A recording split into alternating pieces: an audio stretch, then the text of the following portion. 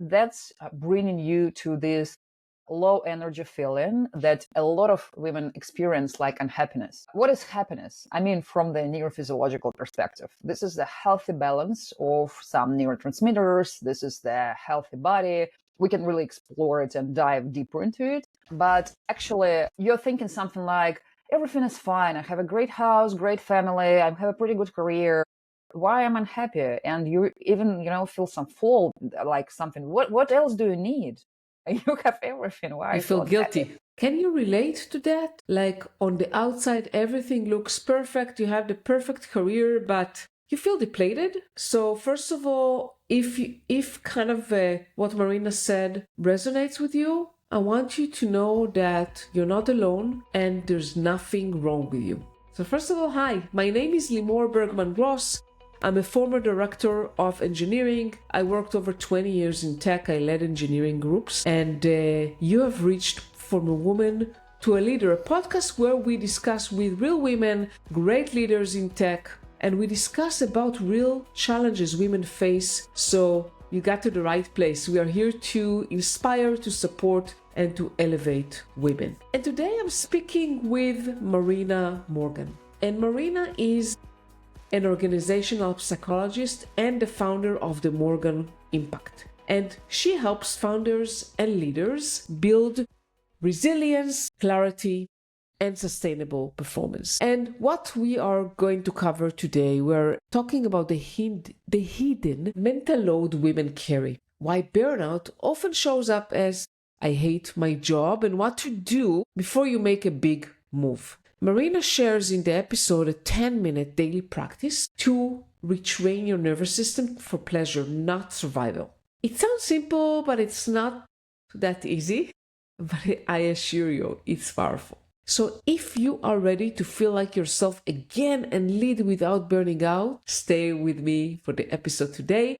And I also want to invite you to share from a woman to a leader with any woman that can gain value from that. Subscribe so you never miss an episode. And if you're ready, let's dive right in. Hi, Marina. How are you? Hi, amazing. Really inspired about our conversation. Likewise. By the way, is the background real? Like the bookshelves behind you? Yes. It's a bookshelf. It's very impressive, I must say. Thank you. Books is some kind of my passion. Yeah, love it. I even have the shopper with the words like book nerd, and this is totally about me, and I'm really passionate about that. Paper books. In spite it's much more comfortable to read the ebooks, but I'm still. I agree. Wonderful. So we talked earlier, and I wanted to kind of start a conversation with the problem statement which we kind of talked about. That a lot of women feel like they're not happy with what they're doing. They're not happy in their role. And they stick to it just because they don't know what to do. So tell us, for those women, how do they realize they're not in the right place and what they should do about it? So this is a really big question, and I will try to answer for this question for the several point of views. Yeah. As a woman, as a professional with an entrepreneur path, and at the same time with a corporative career, and also like a professional in organizational psychology field and management field. So let's just explore this question through this perspectives and approach. Yeah. First of all, I think it's pretty important for all the women to understand that we are playing a lot of roles in our life. Mostly, again, it depends on the culture, but mostly for all over the world, women feel like some kind of default responsibility for everything that's going on in family, everything that's going on with the parents, with the kids, with the younger sister and brothers, depends on. And everything that's about caring of the household. This is, of course, a lot of different families, different relationship. But if we will honestly ask ourselves, what was the default mode here? Most of the women will answer that, yes, I feel responsible for what's going on with my family, kids, with my home, and with the ecosystem of relationship around our family. Everything. And because we felt it like something default mode, we really don't understand how much energy and resources we really need to organize everything that I mentioned about. And this is the first point here. And most of my friends and my clients, amazing women with amazing careers, they really feel fault or unsatisfied about some of their achievements, their successfulness, their results in their careers or in their business. And I'm typically suggesting for my clients to start with some kind of the assessment. What is going on in your life and how does your day routine look like, and what is your result in other fields besides your career? And you will easily find that there will be something like to organize kindergarten, school for my kids, to organize everything that we need for a family, to take care about my parents or my husband's parents, because as I mentioned, we are accepting it like something for default model.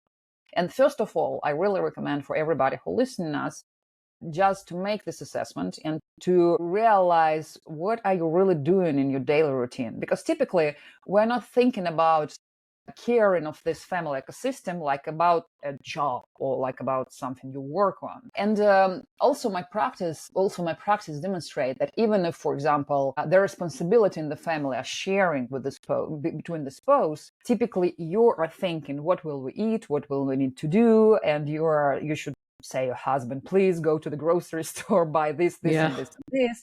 I mean, your mental capacity is engage in all this question. I mean, you don't feel like you are not responsible for this. And even, for example, as I mentioned, if you have a great relationship with your partner and you are sharing this responsibility, you are thinking about it like something that you're responsible for. And I relate to something you said that, so first of all, we like assess all the things, we're doing, taking, and probably, every woman that start looking at her life will be surprised by how much she's doing, right? Outside of work, right? And absolutely. Something you mentioned kind of, I wanted to talk about it because we tend to take a lot of responsibilities on ourselves. So it's about, I'm responsible for what we're going to eat for dinner. I'm responsible for whatever, taking care of the kids, of the parents or whatever. So we are taking on a lot of responsibilities on ourselves, and that accumulates. And you don't think about it like about your achievements or something that you need to do, because in our society, and we are the same. I of course trying to understand what is my successfulness in my life, measuring only my professional success, because this is something that's pretty normal in society. Who are you? What are you doing? What is your career position? How much money do you earn per year? And nobody typically asking you, are your kids healthy? And this is your KPI. And, this is your achievement, because this is something pretty normal. So the first thing that's really important, in my opinion, is just to make this assessment and not undervalue everything that you're doing for your family, and really understand that this is, so we have only one brain. We don't have specific brain for the career, for the business, for the family, for the relationship. And our capacity, our mental capacity, it's not endless. We have some limits here. And actually, you always have a choice. You will dedicate your mental capacity, your energy, your power to develop a new career, or to probably make some deeper research and find the best school for your kids, or I don't know, whatever it is. Organize some skills development besides the school. Again, you have some limited capacity for this. I know how it is when you have children, always busy with them, and I can share that when they're young, it seems to be very time consuming, right? Because you have to chase them all the time. But when they're older, and my kids are older right now, like teenagers and young adults, you still need to support them, right? I mean, it's just a different kind of support. Absolutely. And even if they don't ask the support, you're thinking about it. What can I do for them? Are they okay? If something will happen, how can I support them? So that's why, in my opinion and research, also on my side of this opinion, that women don't really understand the level of tense that they're holding in their shoulders, because again, they don't thinking about their daily routine like about some job. That's bringing you to this low energy feeling that a lot of women experience, like unhappiness. What is happiness? I mean, from the neurophysiological perspective, this is the healthy balance of some neurotransmitters. This is the healthy body.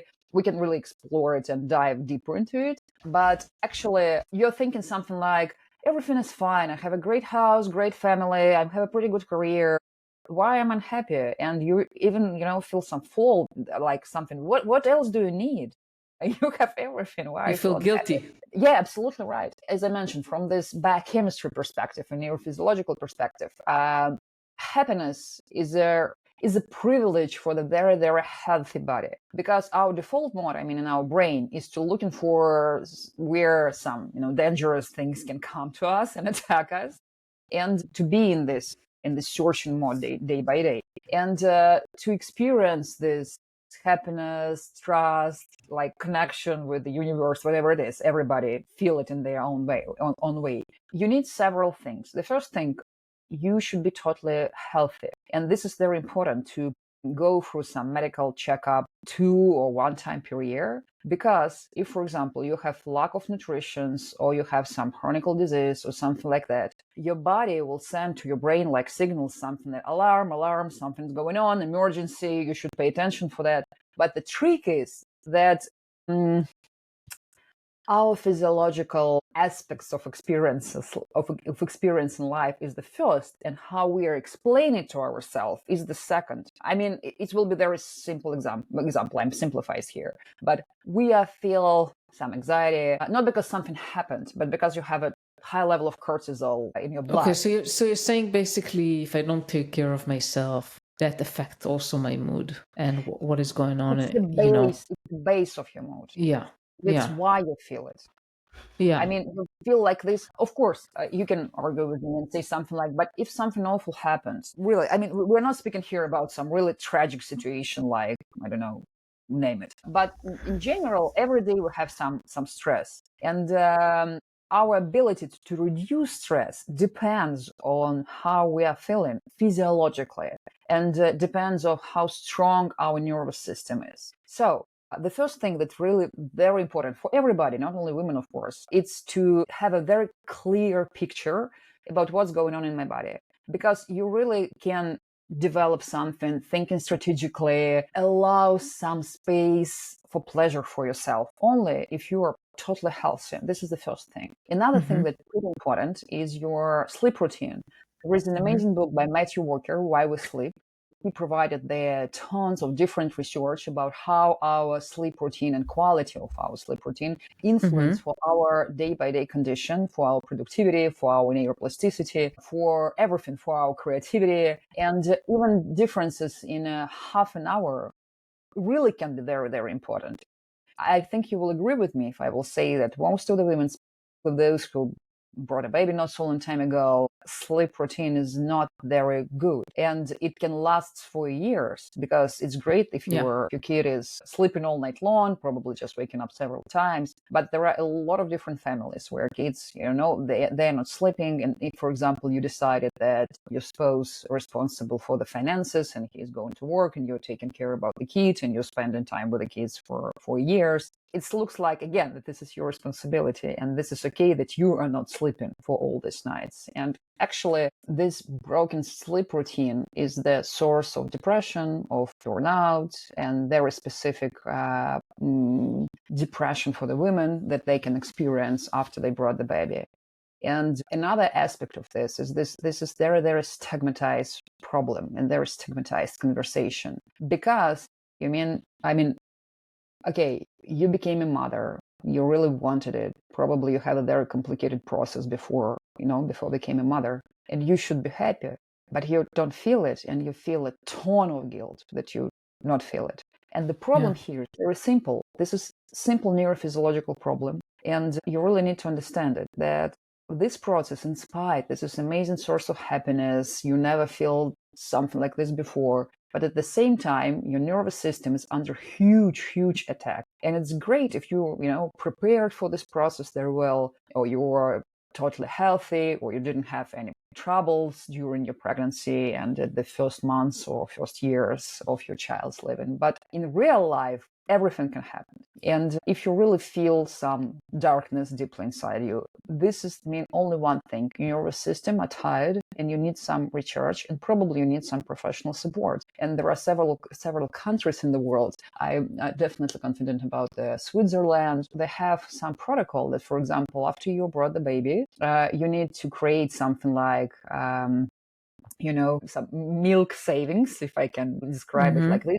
for the case if you will experience depression symptoms and you will be able to take a pause to get some medical protocol and then coming back to the breastfeeding using this base that you created before. And this is pretty normal because they really understand what the huge ton of stress women nervous system experience during this period. So coming back to my point, sleep routine is pretty important for this, and it's impossible to be productive, to be full of energy if you are not sleep enough for a long time. And important part of this, that if we don't sleep enough for a long time, or as I mentioned before, you have a lack of nutrition for a long time, ferritin or vitamin D or whatever, personal, our body feel it like there dangerous circumstances and focusing on some kind that I can name survival mode. And when we are in survival mode, we are not allow ourselves experience some enjoyment, pleasure, and happiness because, as I mentioned, this is physiological privilege. Mm-hmm. So this is another aspect of it. And the last thing that again is pretty important, and mostly nobody thinking about it in this way, but our ability to experience enjoyment and pleasure, this is something that we need and must to train day by day, because as I mentioned, our default mode is to looking for some danger in our external world. But another thing, they have so much cultural limitation in this aspect. In business culture, specifically, the business culture of the last decades, it wasn't about emotions, it wasn't about some kind of the happiness, it was about be rational, be very focused, don't allow yourself any emotions, and be totally, and professionalism was the same, like be totally rational in everything that you are doing. And also, it's not a secret that everywhere in the world, includes the United States, in spite of the United States, in my opinion, in business community, they're doing one of the best practices in the world, taking care about balance, the gender needness in the businesses and in organization. But honestly, we still have those management and business culture traditions that was created for some kind of the male business culture. And there are a lot of different research about it, a lot of different details, how the workplace organized and how the business process organized. But we can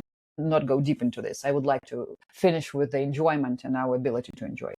But for our mental health, our ability to experience enjoyment is a very, very important part. Because as I mentioned above, if we are not experiencing enjoyment, our body making a conclusion that we are in a very, very dangerous circumstances and we need to focus on the survival mode. But if you organize your routine in those ways that you have a space for the enjoyment, you will train your nervous system to, you create something like a trick. I mean, you are saying for yourself and for your body, I organize my life pretty well to have a space for some kind of enjoyment. In practical way, how we can do it.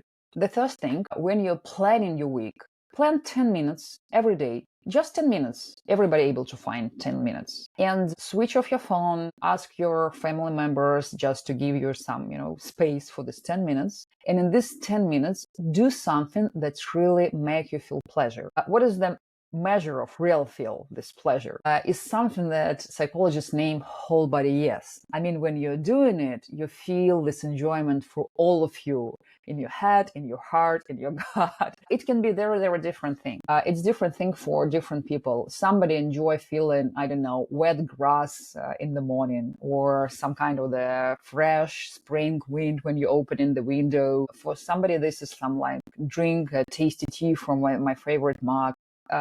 Just to keep silence for 10 minutes, listening my favorite music. And to be able to do it, you need to create a list with something that make you feel this enjoyment. It should be something like 50 or even 60 aspects there in this list. Includes very, very simple, like I mentioned, like for example, to step on with my feet on the wet grass in the morning. And of course, includes something big like visit country that I dream about, or go to the spa, or whatever it is. It's different for different people. The first thing you will find that it's not so easy to find, like to fulfill this list, because we're not thinking about it in this way.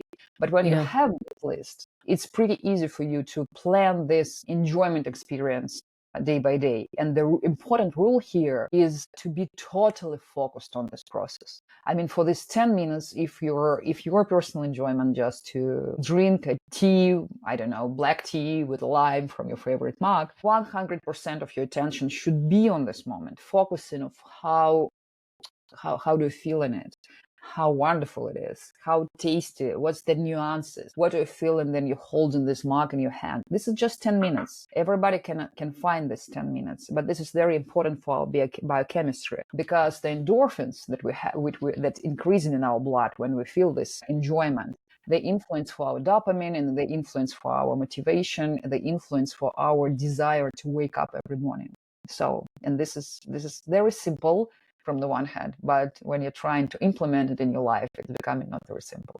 Limor, I would like to ask you a question, if you will allow me. When I spoke about this enjoyment, what did you think about? I mean, some kind of your personal enjoyment, if you're open to share. Sure. So first of all, I don't like tea. Okay. I'm not a tea Good person, example.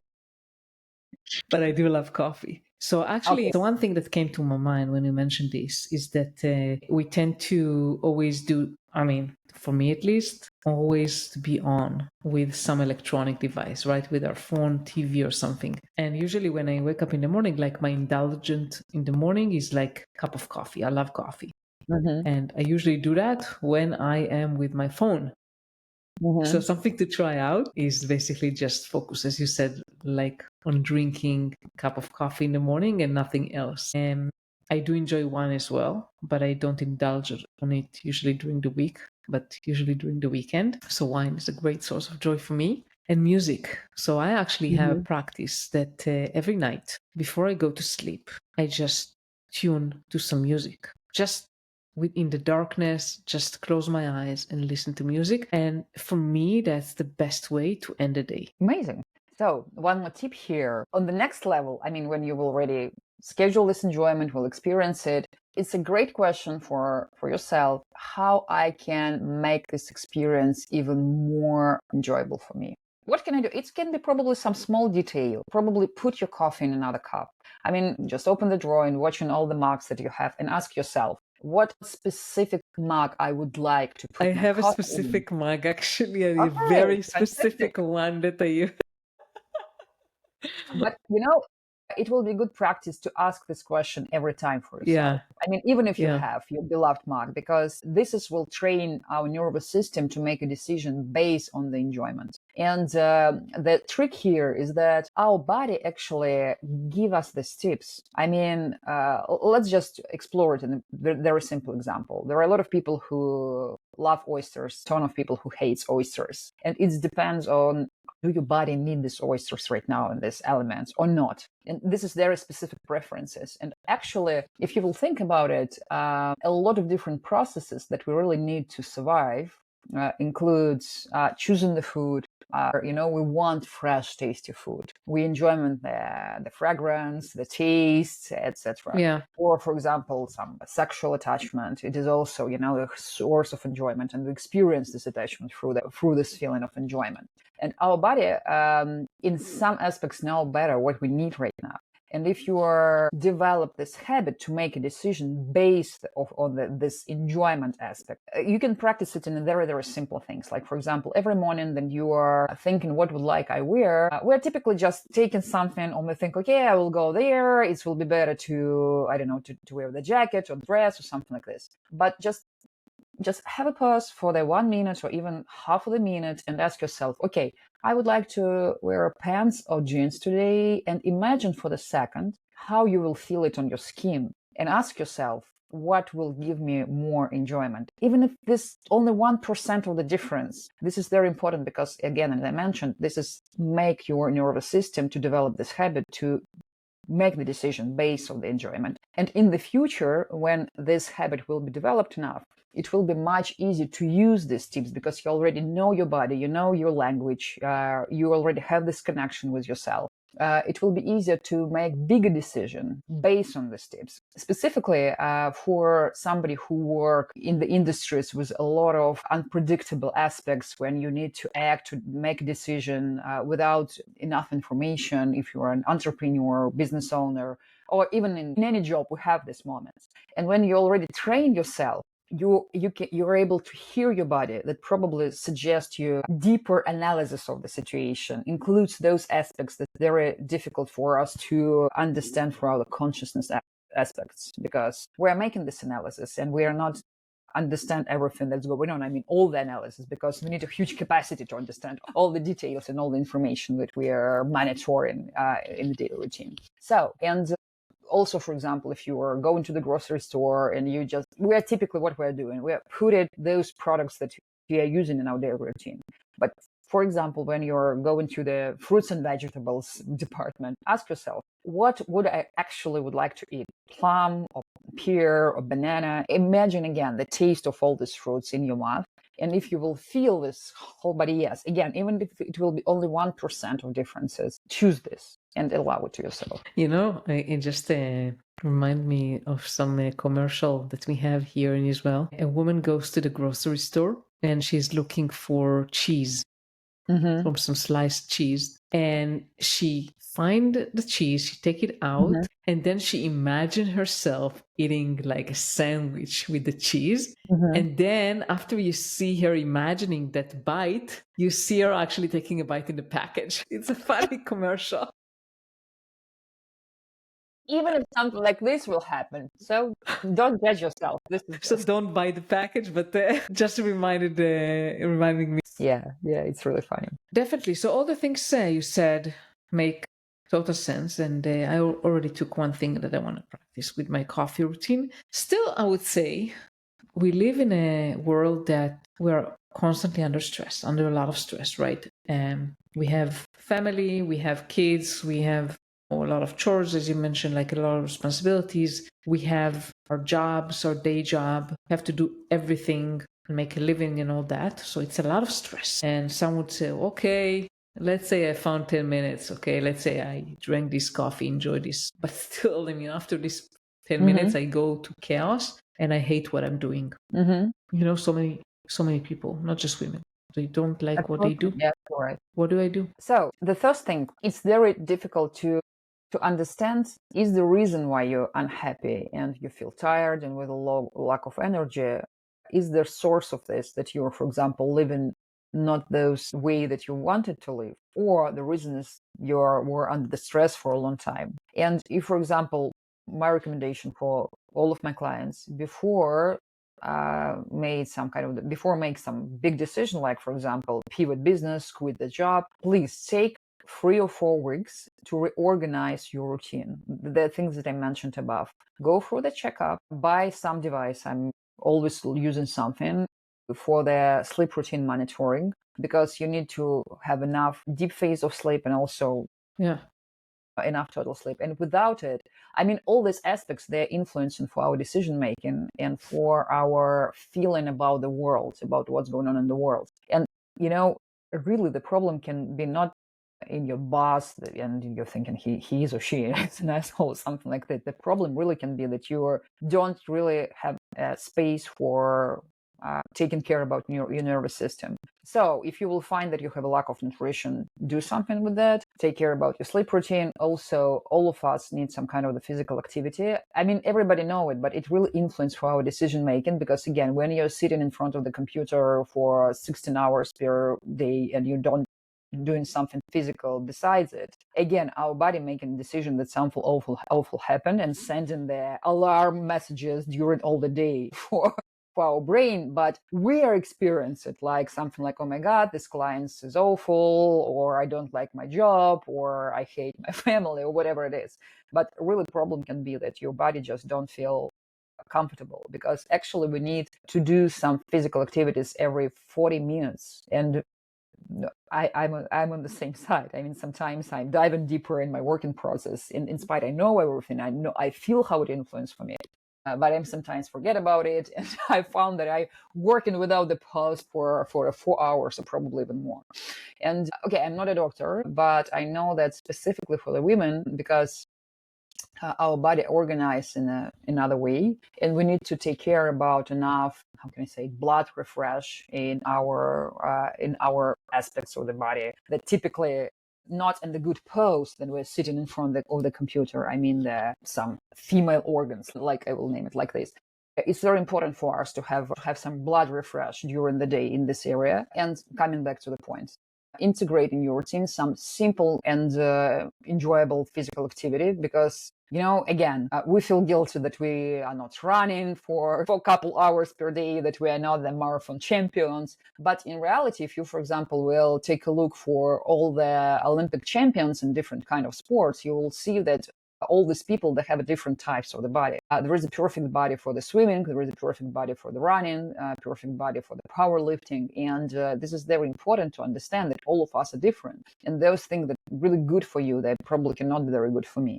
And you really need to find this. And you really need to find your routine that make you feel good. You can just go for a walk. If you feel a lot of stress to the end of the day, just take a bottle of warm water with lime or not, depends on your preferences, and go for a walk, at least for 7,000 steps, and drink this water during this walk. And when you will come home, you will go to the restroom, and this product of the stress that was in your blood, they will reduce. And if you are reorganize your routine for the 4 weeks and you still feel exhausted, unhappy, not very good, not inspired about your life, if you integrated everything that I mentioned above, like enjoyment, sleep routine, some physical activities, simple, and that's really relevant for you personally, and nothing changed in the better way, probably this is already a deeper problem that needs some professional support, maybe even psychiatrist support. Okay, those are good tips. I must say though, just some funny point that in Israel now it's still very, very hot. So going for a walk with warm water will be a challenge in this warm weather. I was just thinking about it as you mentioned that. You can again. It depends on the climate. It can be cold water, but I mean, not the warm like hot, but some kind of. I understood, like lukewarm, like room temperature. Also, some baths with magnesium can be really good relief for the nervous system. For example, I have them like a couple times per week, only 15 minutes. You don't need more. You just bought the pack of this Epsom salt, put it on the bath, and sit in here for 10 or 15 minutes before you go to bed. Because if you go to bed and go to sleep with a high level of cortisol or in other aspects in your blood, the quality of your sleep will not be very good. I believe that you had in your life the moments that you're waking up in the morning and you don't feel that you're refreshed, that you have a rest. Yeah. You feel like worse than you went to bed yesterday. And this is very important in what condition you're going to bed, because it influences for your sleep routine as well and for the quality of your sleep. And just to help your body to reduce the stress level through the walking, through the bath, for something like this. If you don't have a bath, okay, you can take a hot shower and just make a scrub with the salt. And it's real helpful because magnesium helps for nervous system just to make the tense a little bit lower. Also, you can take the magnesium because cortisol, and specifically high level of cortisol, they influence for the magnesium level in our blood. And you really can take it for a long time. Of course, disclaimer, speak with your doctor and not medical recommendation, etc., but there is a correlation between it. And for example, for me, magnesium was a game changer for my quality of sleep and for tons of my clients as well. And coming back to your question, if you did everything and you really felt better and you can measure it, I mean, you see that your sleep routine improved, that the quality of your sleep became better, you're really waking up with some kind of desire to live, etc., and you still unsatisfied with your job or with your business or some other aspects of your life, at that moment, you can assess this and thinking about how I can change it. And again, all of us need to understand that change also needs a ton of resources, mental resources, physical resources, because that's stress. True.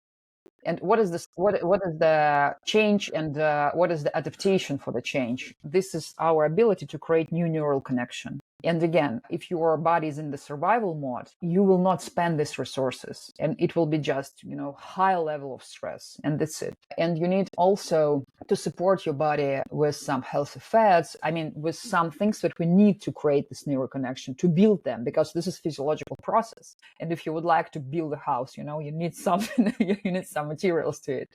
And here is the same. So implement in your diet some healthy fats and just probably read a little bit about what the neuroplasticity process is and what you physically need to build this new neural connection, what should be in your blood. And the latest research demonstrate us that actually our neurons, they are changing the information between each other, and they are developing not using the glucose, I mean some sugar, and this is theory exists in the past, but using the ketones, those healthy fats. And we really need to high level of this healthy fat in our blood. Again, this is not a medical recommendation, disclaimer, speak with your doctor, etc. But there are a lot of different devices that help you to measure the glucose level in your blood. And right now you can also use the ketone measuring devices, and you will actually find that during the day you don't have enough level of this ketone to make your brain work in the best way of this performance. So if you took care about all of these things and you're still unhappy, as I mentioned, in that moment, then you already feel more stable, you feel resourced, your nervous system is not like reactive. What's I mean reactive? Then something happened, very simple, like for example, something on the road or something like your kids screaming and you are reacting it in a very, very, proactive way. I mean, there is a low gap between the stimulus and your reaction, and this is one of the measurement of the stable of your nervous system. This gap between the stimulus and reaction for this. And if you feel that you're there reacting, that you're sensitive to the sounds, that everything make you feel uncomfortable and make you feel tense and some anxiety, that's mean that you're still not on the stable mode. But if you are and you understood and you totally confident that you would like to change something, this is a good time to do it when you are stable. Okay, sounds good.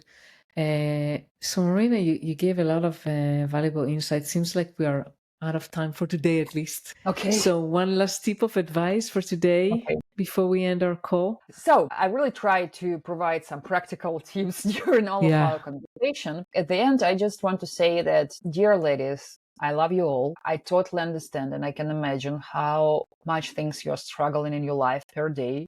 Please don't undervalue your achievement in your life with your family. Just think about how much you're doing to keep your family in a good condition, to take care about the relationship, how much time and resources you need. Even if you love it, it still needs some of your resources when, for example, you're planning the holidays, you're thinking about the gifts for your parents for the Christmas and all this stuff that typically is our responsibility. Again, it's very personal, but I'm speaking about something general. Please keep in your mind that still different research different research just prove it that in business fields includes, for example, very innovative venture capital industry. And here in Silicon Valley, I work with a lot of women from the venture capital industry. We have still different practices for the male and female founders, professional, and this is the reality. And for example, some research at Harvard Business Review provided demonstrate that when investors speaking with the male founders, they asking questions like, what will make your next unicorn? How you will, became on the top of the market? And when the same conversation happening with a female founder, the question is how you can make us confident that you will not fail. Why do you think that you will not fail, etc. Yeah. Absolutely different questions that make you think in a different way about yourself. And I believe that you saw this research and probably you read it. And please, when you feel fault about your achievements, then you still think that you are not good enough, just look at these numbers and remind yourself that you are trying to be successful in very, very complicated circumstances. We do the best. We're still working on it. And the most important thing, in my opinion, is to be as much supportive as we can for each other, like women's sisterhood. Thank you so much, Limor, for everything that you are doing for this, because your podcast is a huge investment in this mission. And I really believe if we will support each other, it will be much more easy to feel confident in our community and to find some kind of support between each other. This is very important.